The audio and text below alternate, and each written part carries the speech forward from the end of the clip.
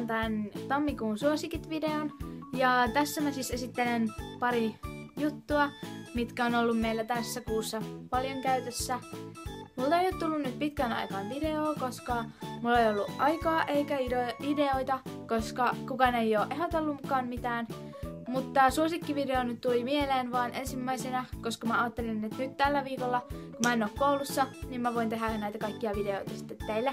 Jos joku ihmettelee mun viime postauksesta, koska mä sanon, että tällä viikolla ei tule postauksia eikä videoita, mutta se muuttui vähän, koska mun piti olla siellä sairaalassa, mutta mä en olekaan siellä, koska mä en päässyt sinne ei mahtunut. Niin nyt mä oon sitten tämän viikon kotona ja sitten menen sinne yksi toinen viikko.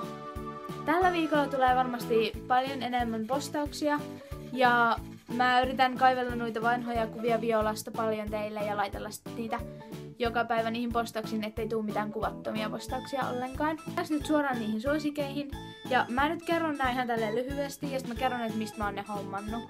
Eli mennääs nyt siihen. Eli ensiksi mulla on tässä tämmönen yrttipussi. Esittelin tän siinä ruokapostauksessa. Tän yrtin. En muista oliko se just tätä yrttiä, mutta jotain yrttiä mä esittelin siinä. Mutta tällä hetkellä Viola syö tätä yrttiä. Eli tätä saa siis mustista ja mirristä. Ja aina kun Viola kuulee tämän pussin rapinan, niin se herää tuolla häkissään ja menee häkin kalteria syömään. Ja se ajattelee, että on ruoka-aika. Ja se tykkää hirveästi tästä. Mä oon joskus sekoittanut tätä myös heinään, mutta se ei ollut niin hyvä vaihtoehto, koska tuosta heinäkaukalosta tippuu nämä pienimmät osaset tästä yrtistä läpi. Nyt mä oon siis sekoittanut tätä siihen pellettiannokseen ja se on mun mielestä tosi hyvä vaihtoehto. Ja tämmönen pussi maksaa 4,90 siellä mustissa ja mirrissä. Ja kuten huomaatte, tää on jo aika lopussa, niin varmaan huomenna saa sitten lisää tätä. Sitten tässä on tällainen Britin tuote. Meillä on aika paljon näitä Britin tuotteita. Meillä on niitä toisiakin Britin herkkuja. Sitten meillä on Britin ruokaa. Nämä myös vahvistaa hampaita, koska nämä on niin kovia ja semmosia, niin nämä varmasti vahvistaa kanin hampaita. Suosikki numero 3 on tällainen harja. Ja tosiaan niistä postauksista tai videoista, missä mä esittelen mun ostoksia, niin niissä jommassa kummassa näkyy tää harja, jonka mä oon ostanut. Siis mä en alussa käyttänyt tätä niin paljon kuin sitä toista harjaa, mut nyt mä sit löysin tän taas vihdoinkin tuolta laatikosta ja aloin käyttää tätä Violalla.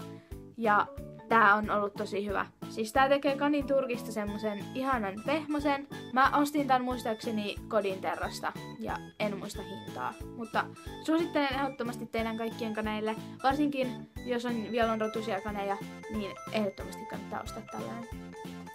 Sitten tässä on tämä ruokintapallo tai salaattipallo tai heinäpallo, miksi kukaan ikinä haluakaan tätä kutsua. Tää on tosi kätevä, kun tästä voi tän luukun aukasta ja sitten tonne vaan laittaa sitä juttua. Mä oon eniten laittanut tänne heinää, koska toi heinäkaukalo on välillä niin ärsyttävä, kun siitä valuu ne heinät, niin tässä ne jotenkin pysyy paremmin. Ja mä nyt näytän tuolla, että tää on niinku tällainen. Kaikki kyllä varmaan jollain bloggaajalla tai jollain nähnyt tällaisia palloja, mutta mä silti nyt esittelen tätä vähän tarkemmin.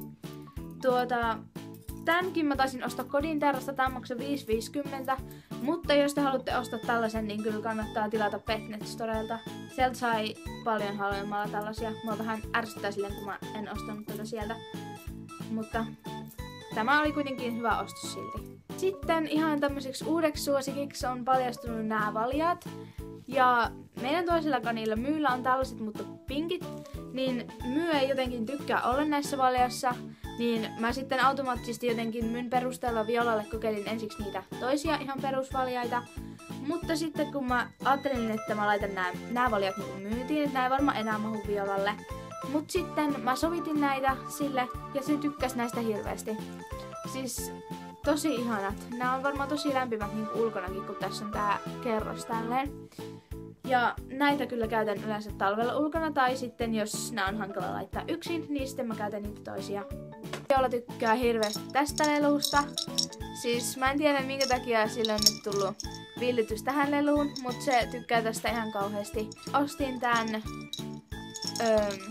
Bilteemasta, kun siellä sai 3 semmoista jotain tämmöistä helisevää lelua. Niin tää on sit ollut niistä leluista paras ja tällä Viola leikkii. Se heittelee tätä aina ympäri häkkiä ja huonetta.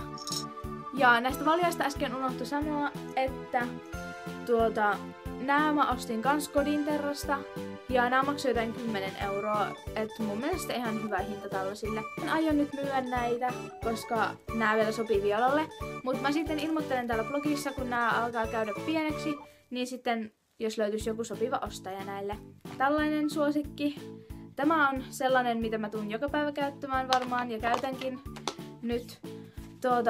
Tää on Tigerista muistaakseni ostettu. Onks Tigerista? Kyllä se on sieltä. Ja tää on siis tällainen rikkalapio ja harjasysteemi. Tällä saa helposti kaikki papanat ja heinät pois lattialta. Tää on joskus parempikin kuin jopa imuri. Ja suosittelen oikeesti ostamaan tällaisen, koska nää on tosi käteviä. Varsinkin nää Tigerin, mut Ikeasta mä en suosittele ostamaan. Ainakin meillä se toinen mikä on, niin se on osoittautunut tästä kohtaa vähän vialliseksi, niin kannattaa ostaa Tigerista. Tai jostain muualta kaupoista ihan sama. Ja sitten tulee viimeinen suosikki. Tää on nyt vähän semmonen, että mä en oikein tiedä, että onko tätä järkeä esitellä tässä, mutta esittelen vähän nyt kuitenkin. Eli tämä Violan pelletti, siis tämä pelletti mitä se syö, niin tämä määrä on niinku se suosikki juttu tässä kuussa ollut. Että mä en ole ikinä ostanut tätä 1,5 kilon säkkiä tai pussia, mutta nyt sitten me löydettiin tää tuossa maanantaina ja tää isompi säkki tai pussi on oikeastaan paljon parempi kuin ne pienet, koska tää tulee paljon halvemmaksi ja muutenkin paljon enemmän on tässä sitä pellettiä kuin vaikka 3 pikkupussissa. Mä aion jatkossa ostaa vaan näitä isoja pusseja. Kiitos kun katsoitte tämän videon ja toivottavasti tykkäsitte. Moikka!